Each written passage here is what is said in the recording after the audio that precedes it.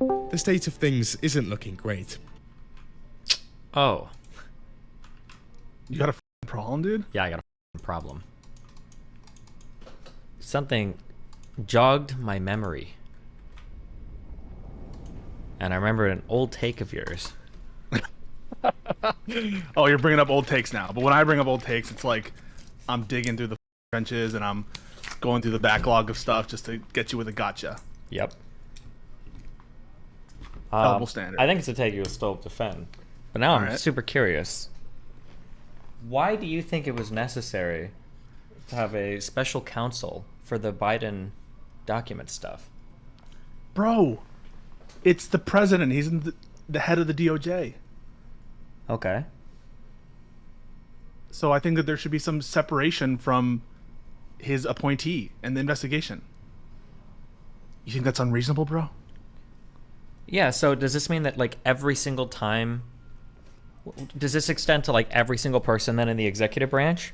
Like if the vice president ever had like documents discovered, like should there always be a special counsel appointed every single time? I wouldn't make it a per se rule every time it involves a member of the executive branch. I think there's a unique position in the presidency where at least the modern approach from a lot of constitutional scholars seems to be something approaching a unitary theory of executive power where the president is the head of that power. And so the vice president has a different role, a role possibly arguably under the legislative branch. And surely if the president is incapacitated, he has a role as the executive branch head. But in that moment, I don't think he has the same kind of command and control over the executive branch that the president has by virtue of his office. And so I would extend there's this unitary theory. So I don't know formally how people formalize this. Does this essentially claim that the president essentially runs the DOJ, or all executive power is vested in the president? This is a theory that the vesting clause of Article 2 endows the president with all of the executive power, and that actually a lot of these agencies, the agencies that try to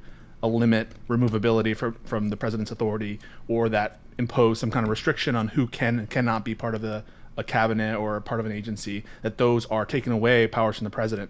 It should remind you of the case Chadha, which is a case involving a legislative veto where the legislative branch was able to put limits, direct limits on the exercise of executive authority, and that was ruled unconstitutional by the Supreme Court. And so the unitary theory I'm just trying to can't think take of, away power. So the idea is then that you would have a special counsel for what? Like what crimes of the president do you think are worthy of creating a special counsel? I think certainly any felony, and these would any investigation of a federal felony of a sitting president should probably be done with some kind of prosecutor that's immunized from the Attorney General's direct supervisory control. I don't think that is controversial. My understanding is it's relatively normal.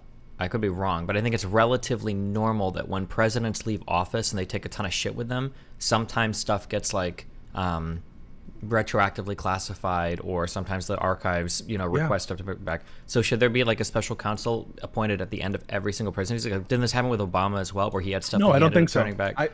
Well, no, I think that the Obama cases and the other cases that are cited by the Trump fans are distinguishable because they don't necessarily involve classified information. They're involving presidential records. The Presidential Records Acts. Well, you say don't necessarily involve classified information, but you don't know, right? I don't know if there's any allegation that. Well, yeah, but wouldn't that be the point of having a special counsel every single time, just in case? Because if the unitary theory is correct, then couldn't all of these organizations just hide what Obama's doing if we're really like that concerned about it? I think that just because I think that that a special counsel is needed for investigations of the sitting president, I don't think that extends so far as to say as a precautionary principle, you should always have a special counsel to administer the transition of power. Investigations of the former president. Well, I'm not talking about administering transitions of power. Like very clearly, I'm just saying that like in terms of like archival and records keeping and everything, like as soon as the president leaves office, like I'm pretty sure it happens with most presidents, any of those requests should be overseen by a special counsel. Like what if it turns out that there was classified material or whatever? Like we're so worried that the president can control all these agencies. Like isn't there a chance that they might cover something up there that a special counsel... Your question should indicate to you how absurd your proposition is.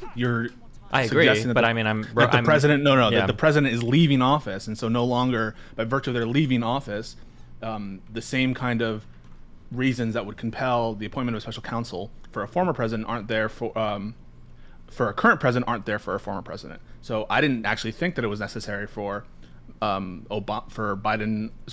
Garland to appoint a special counsel to investigate Trump until he announced that he was going to be a candidate for office relatively close in time to the election. Yeah.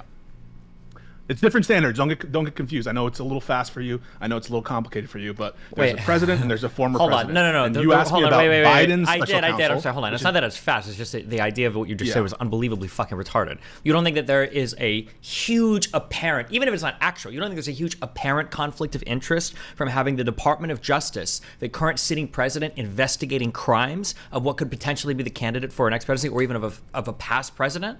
You don't think that like even the attempted even the perception of impropriety might necessitate like a special counsel in that circumstance? I didn't go that far, but but that's what you just said. You said, "Oh, that'd be ridiculous." Like, I don't even think there should have been a special counsel for Trump. I feel like if anything, there absolutely should have been a special counsel for Trump. My per se response, which is the reflexive strength of the response with respect to the sitting president, isn't there for the former president. In that, let's say this is a former president who is not going to run for office, because they have cancer or something, or I don't know, or they're termed out or something.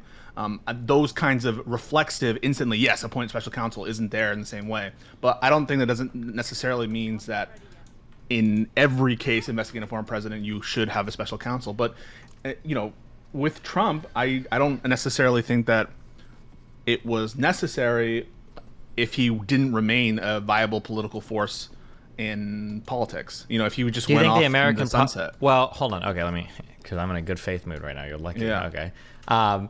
When you say this, would you be willing to concede that it probably is a good idea to have a special counsel, not for any like good legal reason, but just because of the perceptions of impropriety? Or do you think that even I do? Okay. Yeah. Okay. I think the perception of impropriety is really important as well.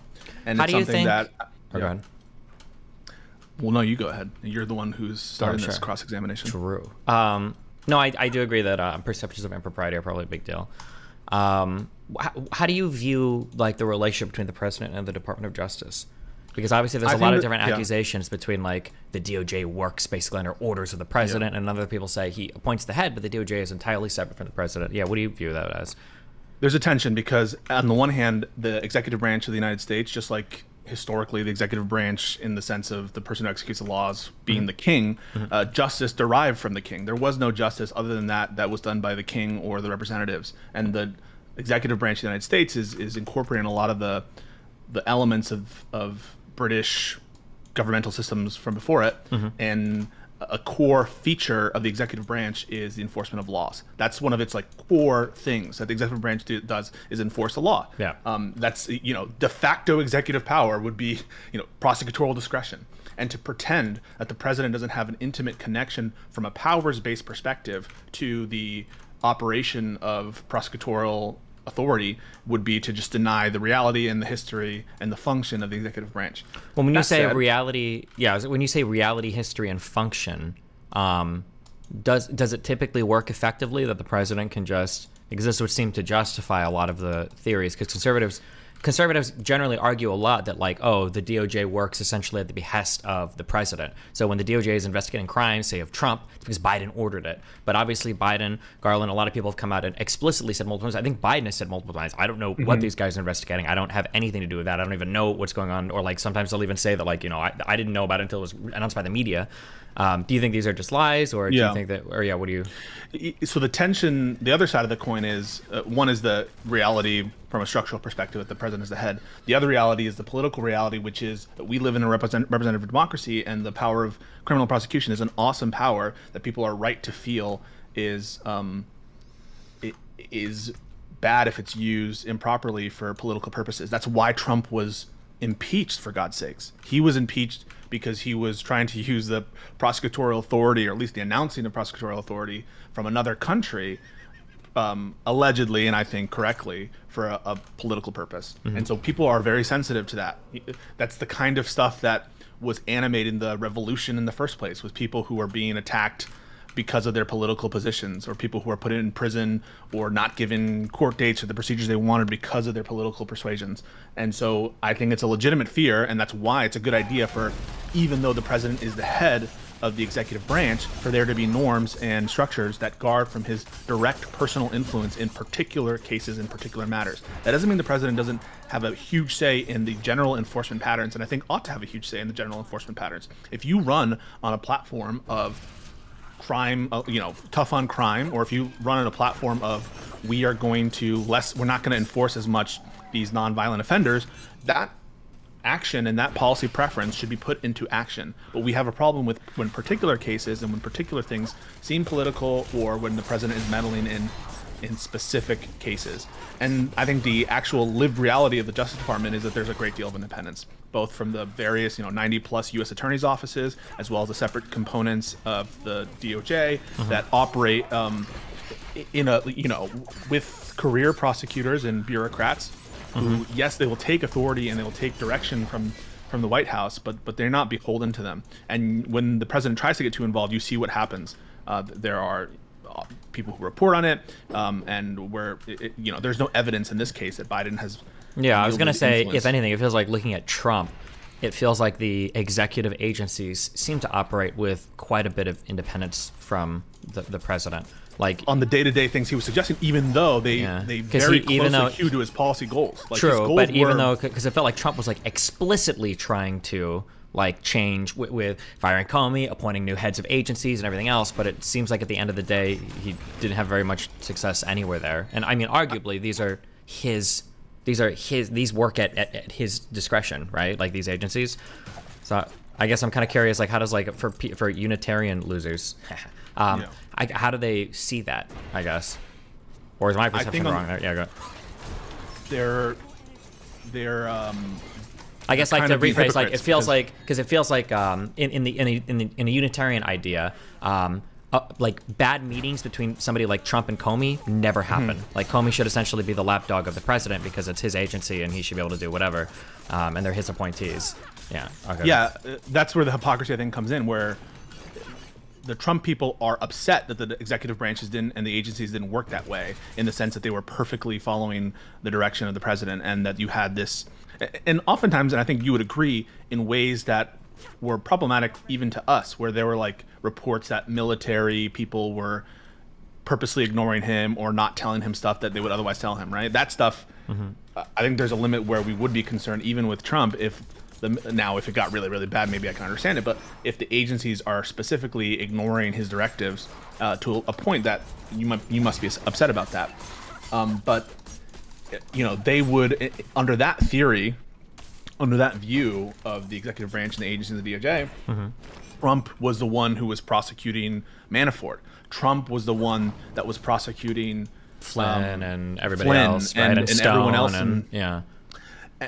And so the reality of it is, I don't really think that they view the executive branch that way. I think that it's purely political in the sense that whatever the... Go ahead.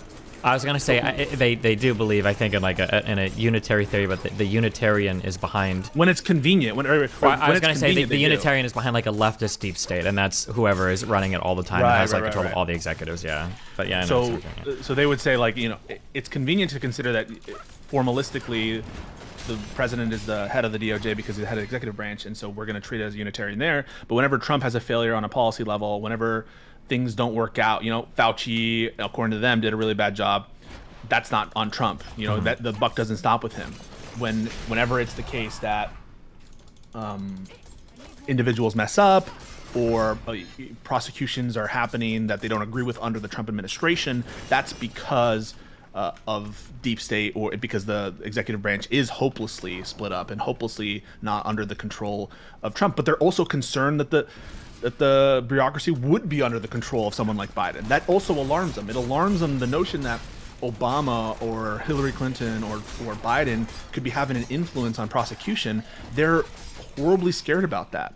And so there is no, I think, consistent viewpoint analytically or from a political theory perspective on how it ought to be. How it ought to be from their perspective is just, we should win and you guys should lose, and we're going to say the things that because their analysis is just that like it's the deep state controlling everything. The deep state is always partisan to the left, or the establishment, I guess I should say. But yeah. Have you gone over any of the Durham Report stuff? No. Oh, losing. I can tell you my thoughts about in general, the Russia investigation, which is that issues related to, let's talk about warrants in general, and because there was a little bit of that going on with Rob and your conversation with him, and accusations of double standards with respect to what procedures were used. So he would say something like, even though right now I don't have the evidence that would distinguish the deletion of emails on Hillary's private server, because I don't have any evidence that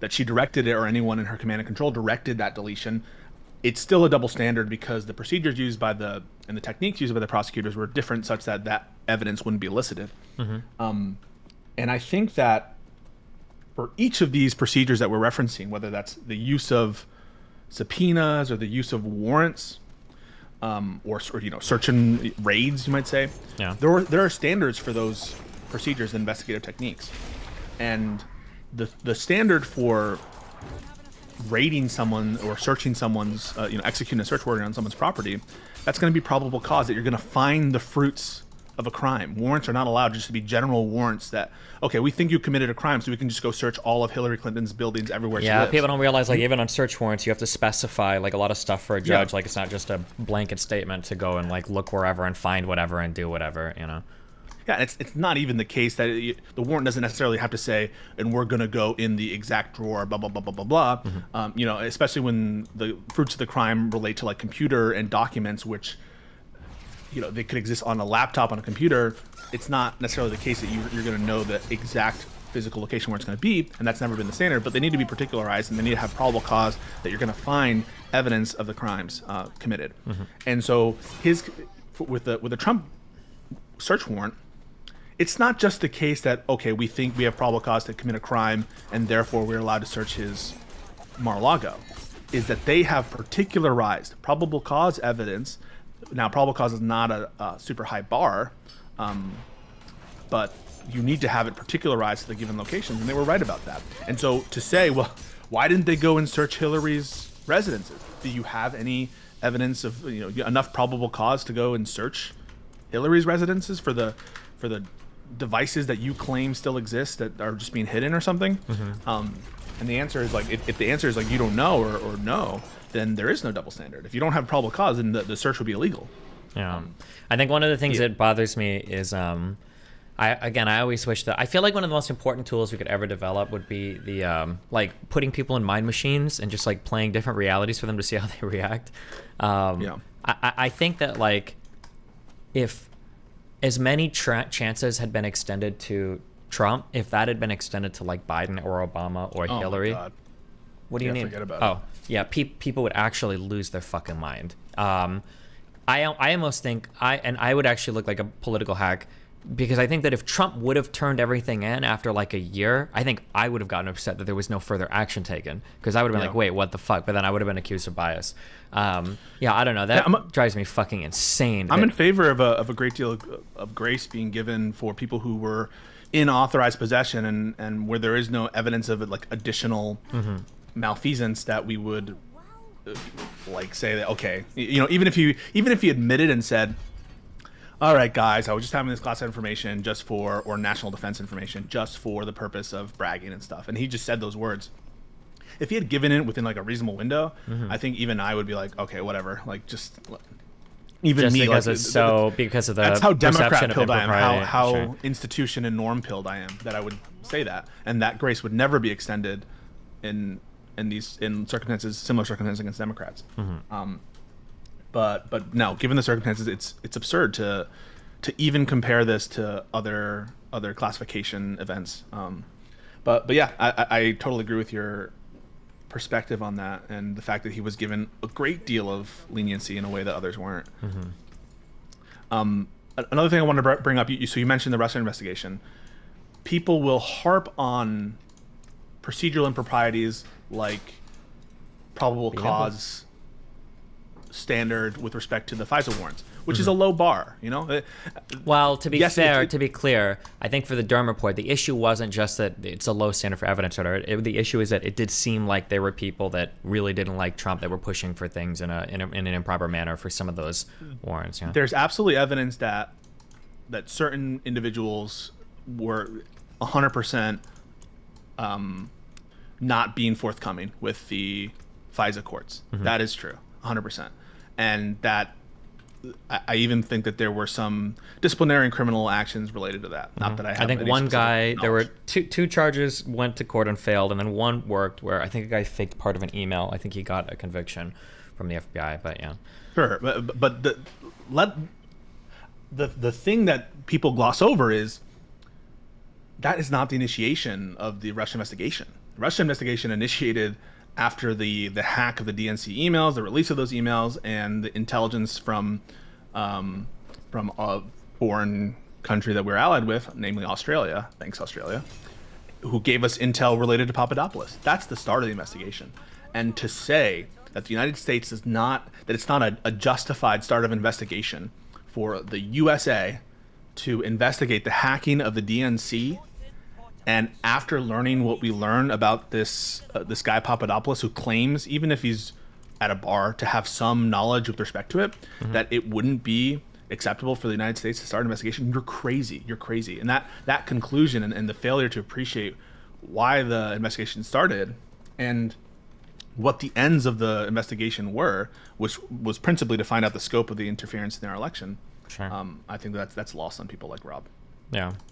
I do. It does bother me that like people compare it to like a dumb witch hunt and say it was worthless. But did you read all the indictments that came out from the Mueller? From Mueller report? Yeah. Or some of them. I read the Manafort indictment. I read superseding indictment. A lot of the stuff on the Flynn Russian one. interference, those indictments were super interesting. Like I've always heard stories about like foreign propaganda, blah, blah, blah. And I'm like, okay, yeah, maybe. But to see the level of sophistication that some of these foreign operatives have when it comes to stirring shit up in the United States, like BLM accounts and stuff ran by Russians, by people from the fucking Kremlin, is so fucking weird. I thought it was really And interesting. whether or not it had an influence, I think, is not, who will never know, right? Sure. How do we know that it was material in affecting the outcome of the election? That's always been a difficulty for people who say the election is rigged because Twitter censored a story about Hunter Biden's laptop. If something is rigged, clearly you have to demonstrate that it would have changed the outcome or had a material effect on the outcome.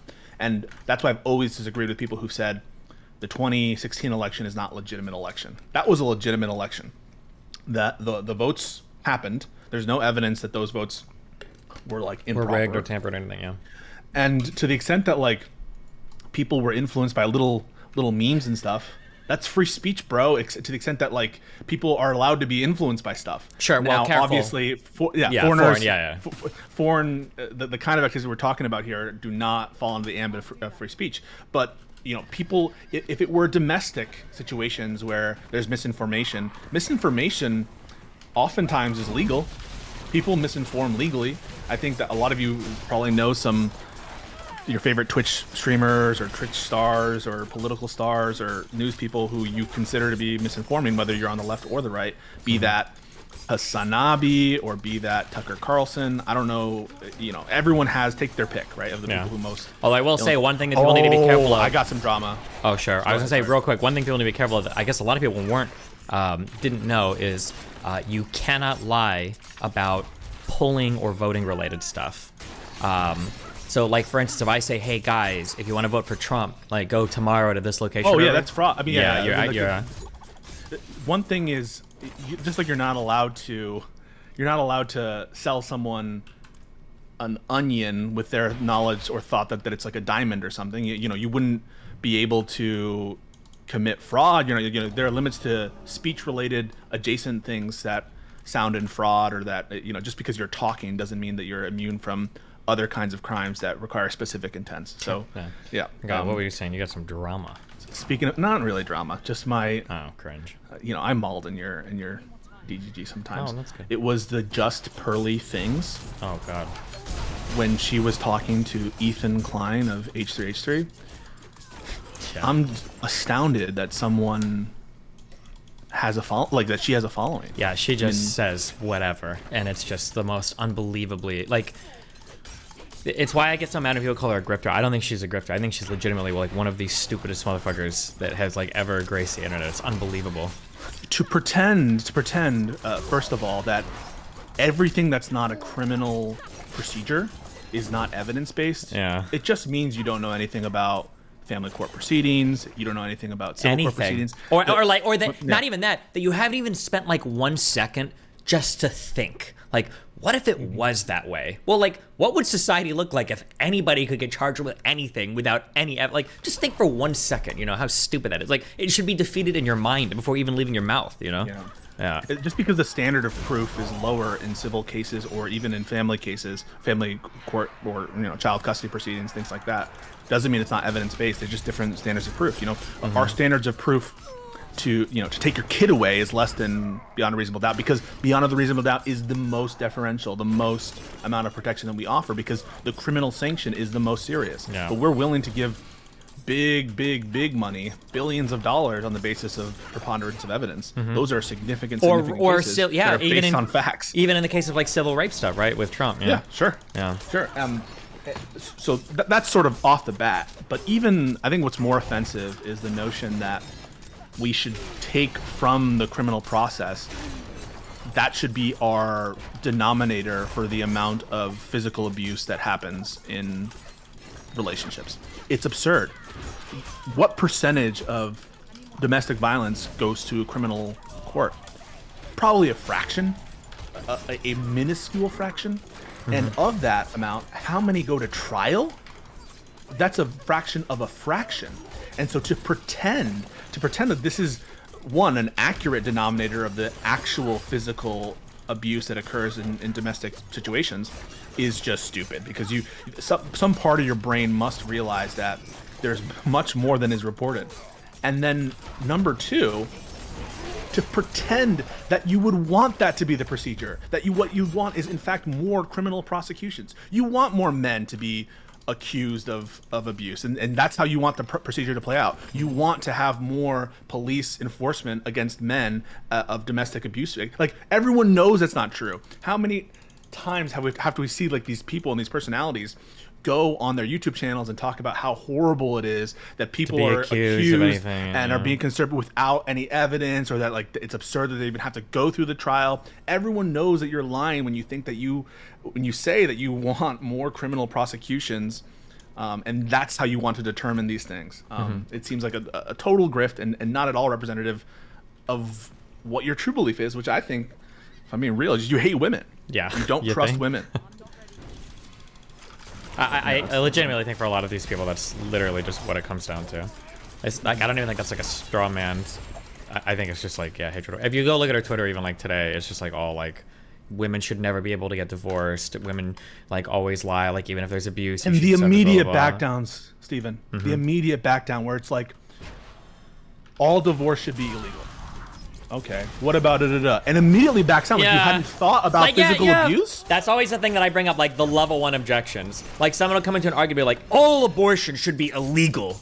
And it's like, okay, what do you think about like case of rape? And it's like, oh my God, that's such a good point. Like I never even considered that before. It's like, well, let me think. It's like, wait, what do you mean? How do you have so much conviction, but you haven't even thought about like the most obvious, like, yeah, fuck me, dude. Oh my God, she's so stupid. But like I said, her following is way less than people think it is. Yeah. She exploded off the YouTube shorts, so people think she's like bigger than Fresh and Fit or whatever. She's not. I think that channel will fade away because she's so unbelievably stupid. It's just like anti-woman porn basically. Like you watch that show just because you like to see people shit on women, but yeah, it's absolutely fucking stupid. And especially, keep in mind too, and I'm sorry for people listening, because I always say that like I give a lot of deference to like people who, because I have opinions sometimes on things. It's like, oh, you know, I can be convinced of this, I don't know this, blah blah blah, and I grant the same leeway to other people. But remember, she's talked about this topic for like over a fucking year. So I would expect her to just know some shit offhand, number one. And number two, she keeps saying she's working on a documentary about it. That she's like talked to lawyers, she's talked to men, she's talked to so many people. It's like, okay, well, how do you not even know basic like criminal procedure then?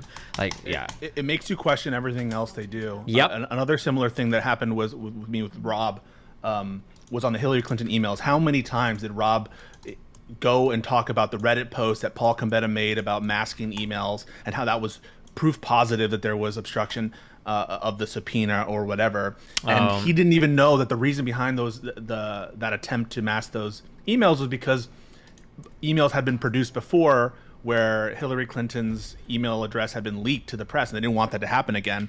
and that this was a different email than the one that had already been produced, and it was already changed from what it was before because her email address had changed. And he never brings the point up again. But it makes me question if you're bringing up, if you are so invested in a particular area, call that Hillary Clinton conspiracy, or call that the trends related to domestic violence and divorce and abortion, how would you not know the level 1 arguments or the timelines or the facts behind the things that you're presenting? And it makes you question anytime they say anything. You're double guessing yourself. Yeah, I had a lot of people email me about the server stuff actually after the last Rob thing, and apparently like hammering hard drives and like bit bleaching and shit or whatever is like super standard practice for retention policies for like anybody that works on like data architecture or whatever. Like that's just like stuff that people say they're like whole training classes where you go through. Well, everyone has a deletion policy. Yeah, well, even that like the like smashing drives with hammers, which sounds kind of weird. Fuck, I wish this guy, I think he even linked me like a .gov or something, in terms of like this is like super normal, like people do this, like this is like pretty standard like retention policies for a lot of companies on how you. I'll be surprised if you work at a decently run organization that you don't have a standard operating retention policy, whether that's a few years or 5 years or whatever amount of time it is. And sometimes I think it's even shorter than it's in months. I saw you guys in the chat, you'll know more than me. I have particular retention requirements and that kind of thing. The question about criminal liability is, did they know about it? Did they delete it when they knew that they had a preservation obligation? And there's no evidence that it goes as far as extends beyond Paul Gambetta. And so the only thing that you're able to latch onto is the grant of immunity in the first place. And why was it that immunity was granted? Well, of course, you didn't have the confession that he was the one who deleted until you were gave him the immunity. You didn't give him full-on immunity. You just gave him use immunity. That means you can still charge him. You just can't use the stuff that you're talking about in that interview against him, which makes perfect sense, right? Like. So the only question, I guess, is the discretion to give that immunity in the first place. But if you think that, you have an equivocal case at best against this person for lying, that your entire goal is to go after anybody who might have ordered those emails, like this person doesn't have a particular, he's a contractor. Under immunity, what incentive would you have not to tell the truth? So I think that those claims of obstruction are just not grounded in fact. I don't know how we got there from Just Pearly Things, but I had seen the Pearly, you reacting to it, and I was losing my mind in chat. Oh, well, her and who else? We listened to a lot. Oh, the Fresh&Fit people. The guy who was a DHS cop. I forget. What's his name? You know what I'm talking about? Myron? Yeah, that guy's a dumbass. What about in particular? Well, I think he's unhinged with where he was going after like Abba and Preach. Yeah, wow, what a hot take. The part where he was dressed up as an ape running around the studio going, ooh, ooh, ooh. Yeah, do you think that was unhinged? Yeah, and then the times I've heard him talk about Trump stuff or like investigation stuff or anything related to legal and speak as though he has some expertise because what do you think he said? I think generally he's actually a lot better than I expected on that. Like I could tell he has some background, but what has he said something that's like been like super fucking wrong? Or I think some stuff related to previous police incidents in brutality cases. It might have been, I forget now. It's a good thing I'm not on the podcast, right? Because that's the first question we asked. But from what I recall, there was some bullshit about arrests or about maybe it was about Floyd. I'm not sure, but I'll be sure to get that. I think maybe I was most referencing the Abba and Preach epic blowout. Yeah. Yeah. Well, other than that, you were really hot coming into it. What happened? Coming into what? You were going to end my career. Oh, obviously I was joking. I still think your opinion is retarded. I don't think there need to be special counsel for that. But I understand. What? You don't think there should be a special counsel for Biden? No, I don't think so. But I understand why. I understand your arguments why you think there should have been. Didn't you say that it was important for the appearances that there be a special counsel if the former president is being investigated? Or is that just hypothetical?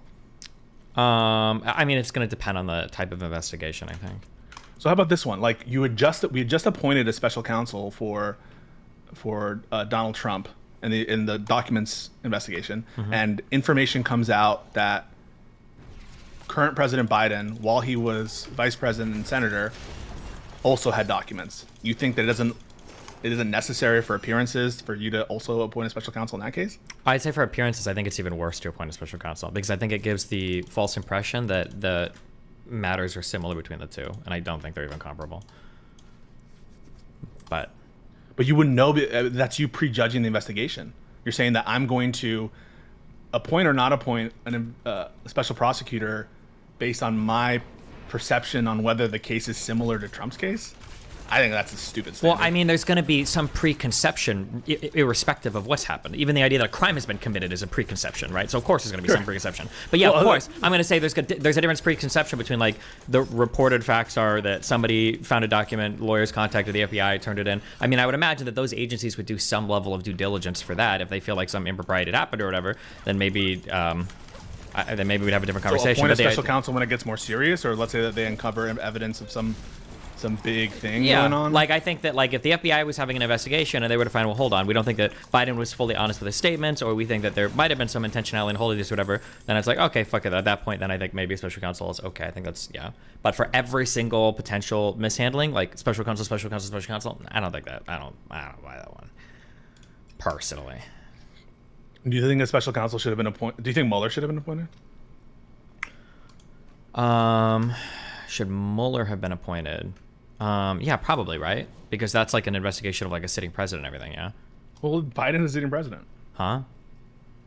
Yeah, but it was like but there, I don't even think there's like, okay, you're stretching investigation. What do you mean? You're stretching investigation quite a bit. Technically, yes, when you get pulled over for a traffic stop, that is an investigation. Sure. But like the Mueller investigation was a sprawling, massive investigation with like huge, like the implications of what was being like suggested on the table were pretty massive. That the president of the United States was potentially a treasonous traitor working with a foreign power, whatever. I think that's measurably different than like a guy found a piece of paper in his garage.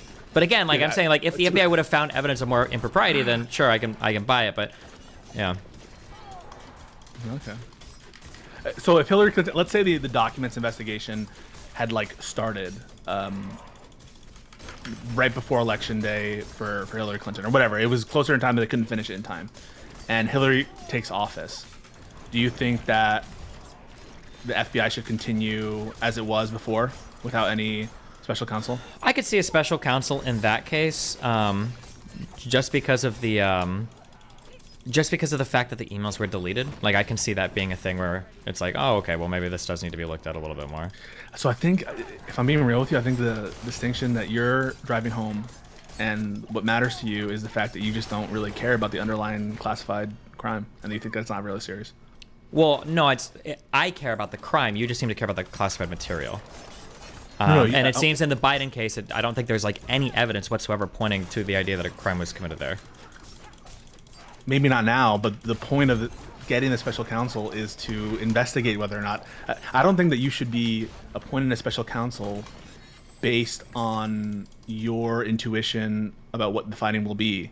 Well, it's not about the intuition. It's about like the early findings of whatever investigation there is, right? Yeah. So it sounds like if there was like, let's say there was an email to the big guy that was maybe a little bit more indicative of a culpable mindset.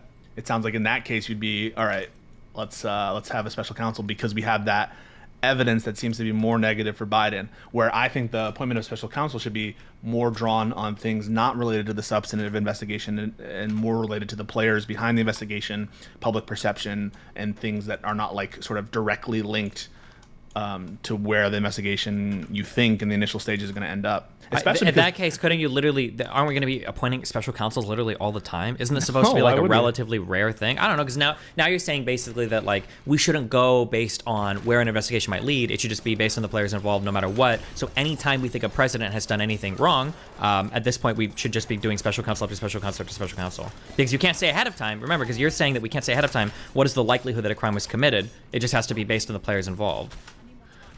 Yeah, so like if you're investigating the president of the United States for a felony, I think that in almost every case, I would be in favor of a special counsel being appointed.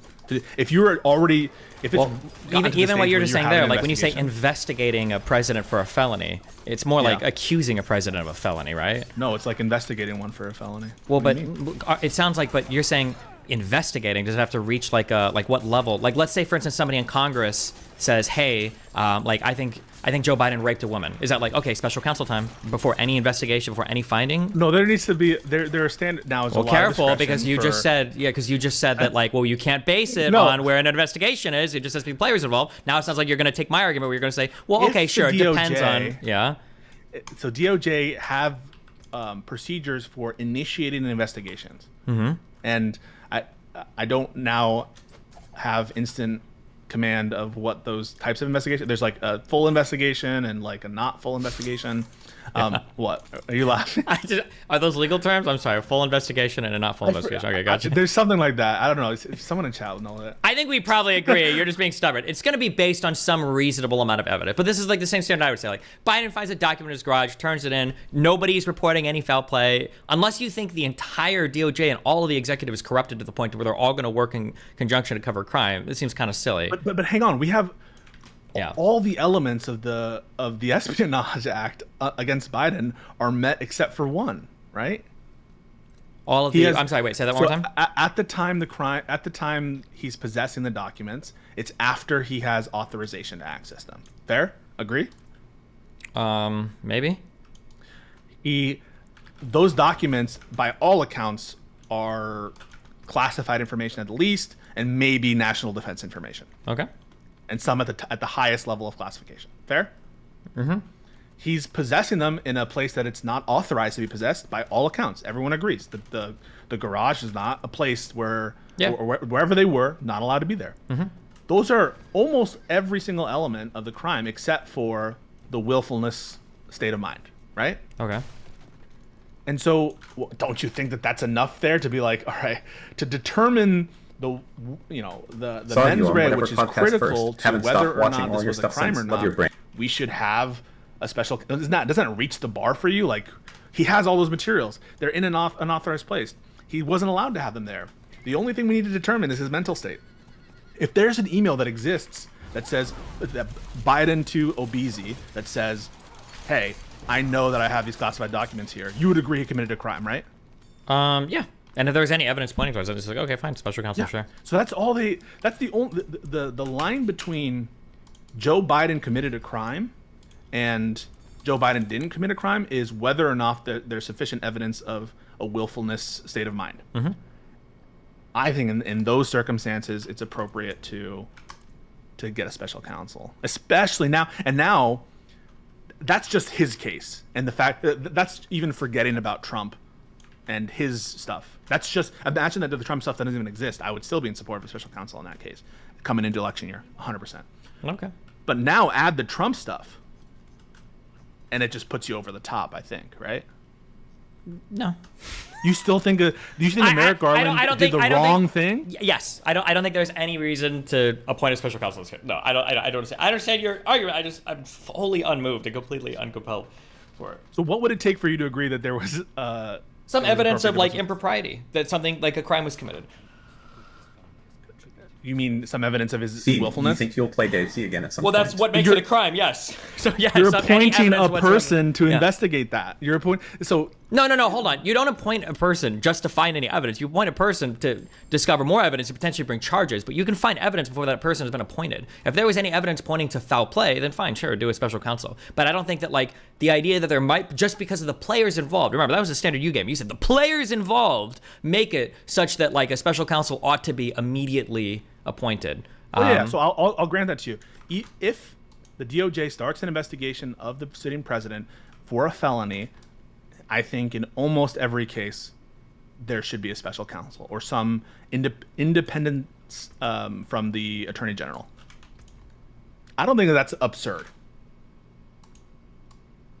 Okay. If Donald Trump was being investigated for, let me give you this one. Let's say that someone accused Donald Trump of sexual assault in the White House. Mm-hmm.